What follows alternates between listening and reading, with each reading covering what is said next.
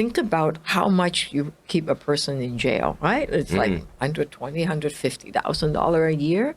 Deportation. Welcome back to Moose on Loose. My name's David. Today, that's the topic we're talking about here. Pierre Poilievre talks about deportation. It's something he hasn't talked about. As well as we've got the first interview with the border czar in America after Justin Trudeau's Minister of Public Safety and now Finance Minister Dominic LeBlanc announced a $1.3 billion investment into the border. Will this satisfy the border czar? Will this satisfy Donald Trump? We've also got some new polling data which embarrasses Justin Trudeau beyond belief. Let's jump into this. So first off, we got this new polling coming from Ledger here, and 43% Conservatives, 20 Liberal, 19 NDP. Nothing surprising here. Now, if we go down, you can see here the Liberals' fall is just getting worse and worse. As you can see here, dissatisfaction with Justin Trudeau is up, satisfaction is down, especially very satisfied.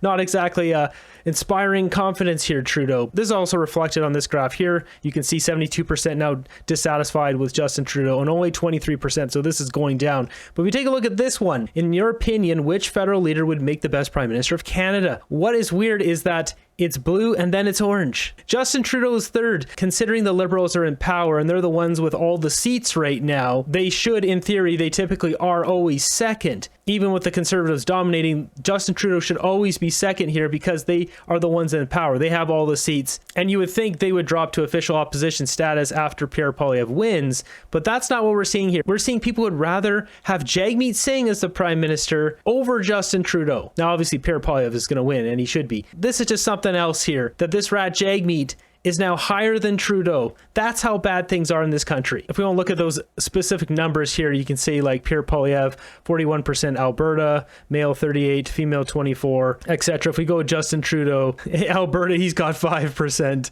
Jagmeet in Quebec, 9%, not so high. So Jagmeet's biggest support here is between 18 to 34-year-olds. And Trudeau's biggest support comes from Quebec, 15%. That's pitiful. And this one here, views on Trudeau's resignation as Liberal leader. 69% of Canadians say yes, Justin Trudeau should be stepping down. Only 17% say no, and 14% don't know. Like, this is getting out of hand. And finally, this one here, it says preferred successor to Justin Trudeau, in your opinion, who should replace him of the Liberal Party. And so you can see red and black. You can see here red is Liberal voters. So these are all Liberal. Black is everyone else. I don't know comes in at the highest. Then Chrystia Freeland, and then, you know, Mark Carney, Dominic LeBlanc, Melanie Joly, Francois Philippe Champagne. Christy Clark with 1% from Liberal voters. So even Liberals don't want this crook. We got a clip here of Pierre Poilievre talking about deportation, something that isn't talked about, is avoided by politicians, all politicians. They don't want to rock the boat, but I love that he's talking about this. There are between 20,000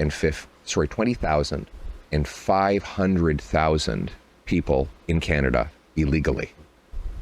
20,000 to 500,000. They don't know. And they say there could be more.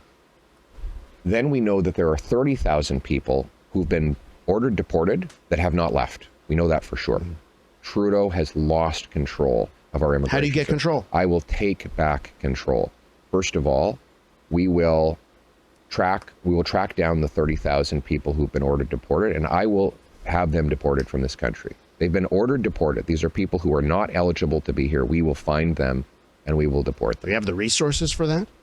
We do. We just have to direct them to the front lines rather than the back office bureaucracies. Secondly, we will have a rapid approach to treating these new and mostly false refugee claims. For example, I think we should signal that there will be what I call a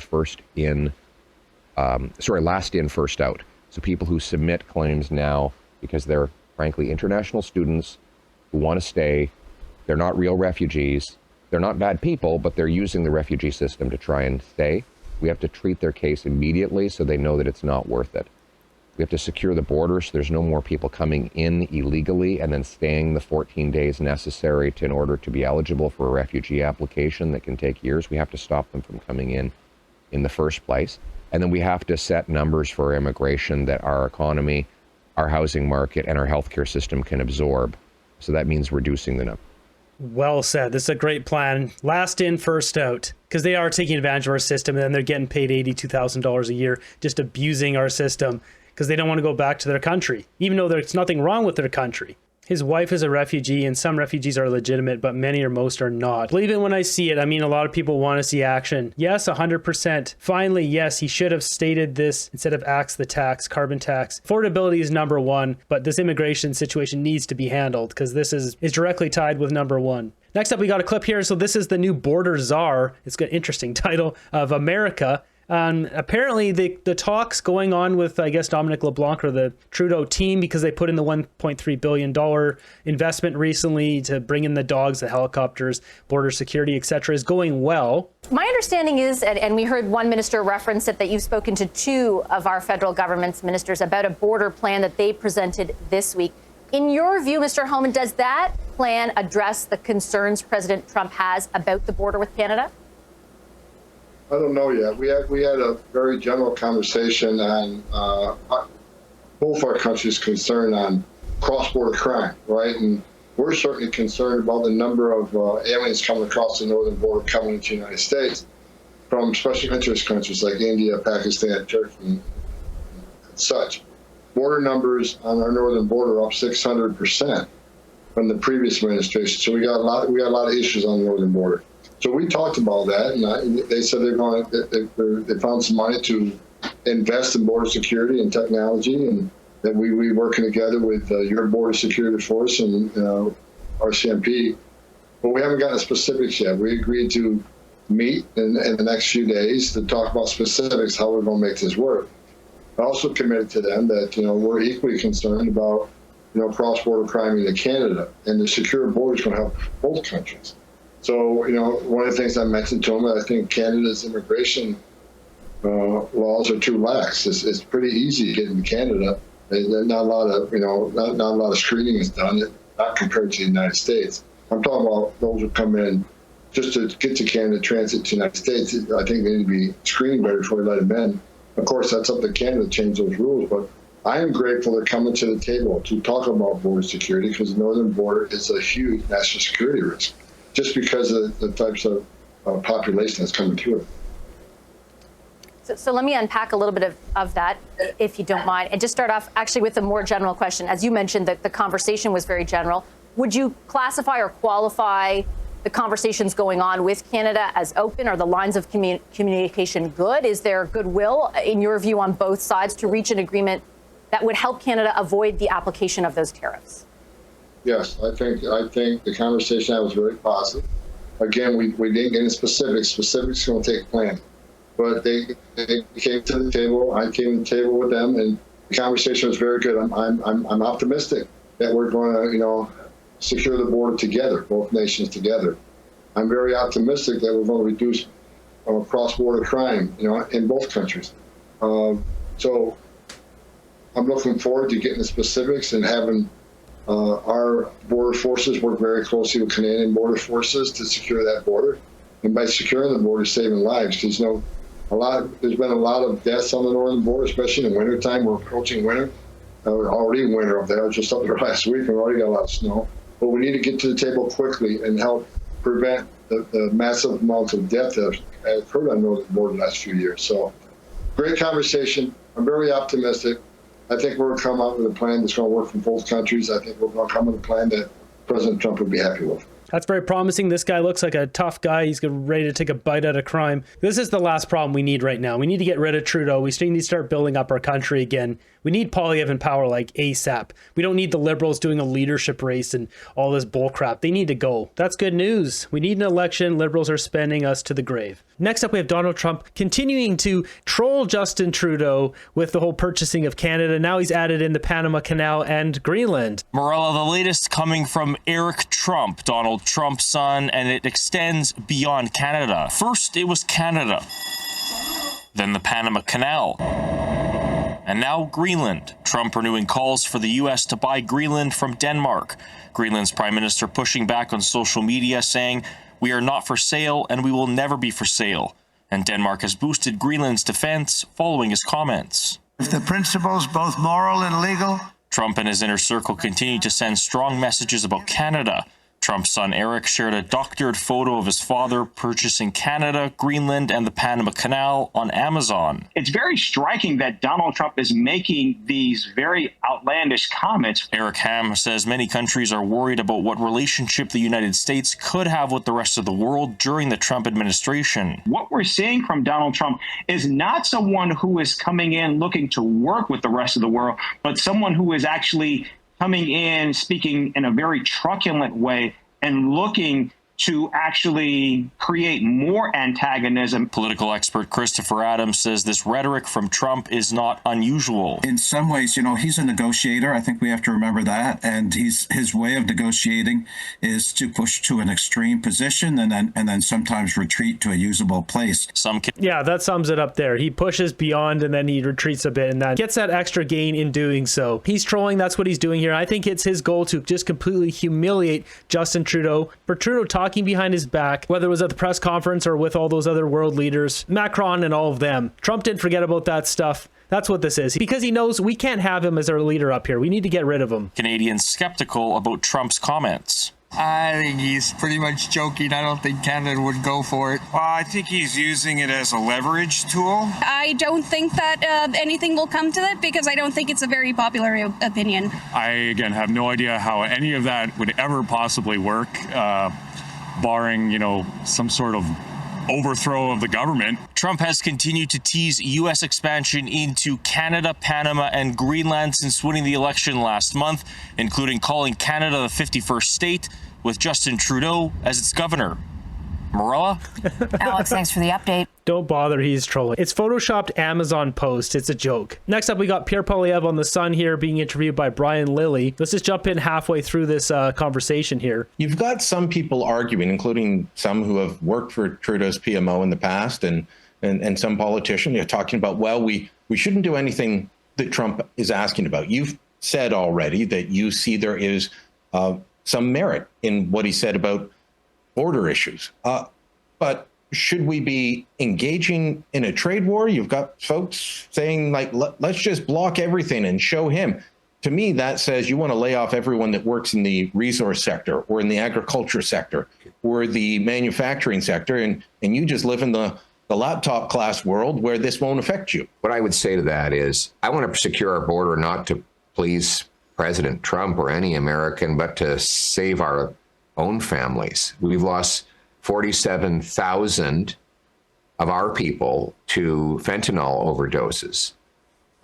That's more than died in the Second World War fighting for Canada. I mean, it is astonishing how deadly the liberalization of drugs under this NDP government has been. 200% increase in overdose deaths. So we have to stop the flow of Chinese-made ingredients that ultimately get cooked into this deadly poison. We need to lock up the drug kingpins and shut down their money laundering networks. For Canada, I mean, even if Trump weren't saying this, we should do these things. We should rebuild our military because we have a duty, and our troops want to defend our continent against terrorists, Chinese and Russian submarines and spy balloons, and the other intercontinental ballistic missiles, which could one day theoretically be a threat. We owe it to ourselves and our continent to make this country safe against a dangerous world.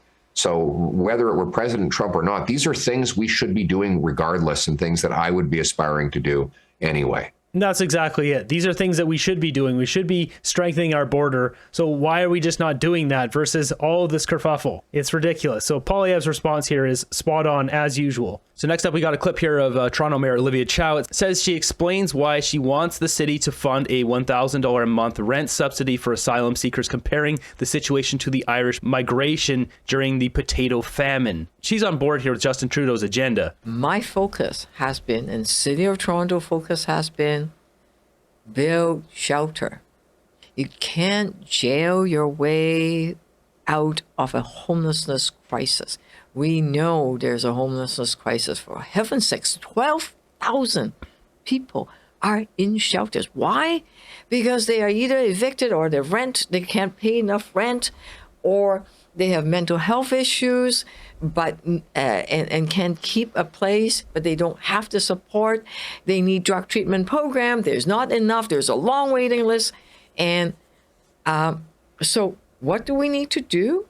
Provide good, decent housing, occasionally wraparound service, and some that don't need that kind of wraparound services, give them a bit of rent supplement so that they can be housed. It is so much cheaper on taxpayers' dollars think about how much you keep a person in jail, right? It's like $120,000, $150,000 a year. Providing a rent supplement. My God. Well, that's... My God, how about you just get the people in jail to work? How about that idea? Build a facility, a factory where they can't escape and they have to work. Otherwise, they don't eat. How about that idea? Like, you save maybe $150,000 a year to pay for one person in jail. But also, in our emergency shelter system, I'm trying to remember if the number is $70,000 a year per person, or like per bed, is what it costs us to house somebody in the shelter. It depends on what kind, which is why I've been pushing for rent supplement. Right. It's $1,000 a month, okay? And you know, how much is it a year? 10, 12,000? It is so much more, because you're not cooking the food. You don't have to shop for food. If they are refugees claimant, you can provide them with a loan, just like we did in Syrian refugees. I don't know why we stopped, okay? This is the federal government. We should, Ukrainians, same thing, did not stop, right? You come in, you get $10,000, or, you know, make it a loan. If they will pay back. That has occurred through the years where we supported people fleeing from terrible situations. You're hearing what happened in Syria. They came here, we provided shelter for them, and they are working, they are doing very, very well. That's what... She doesn't know how to properly govern. She's taking the wrong approach here. The country needs to be more prosperous, and thus you don't need to support people. She's on the woke left things here. Next, she's be calling for a universal basic income. What we need. And then, somehow things got broken away, and we now have 6,000 refugees claimants in our system, right? So that's one of the reasons why our shelters are full. We are built, Toronto's built by refugees, Irish refugees, fleeing famine, potato famine. So this is no different. And there's every generation, there's successive waves of refugees or newcomers arriving. And because the shelters are so full, some of the folks end up being camping out.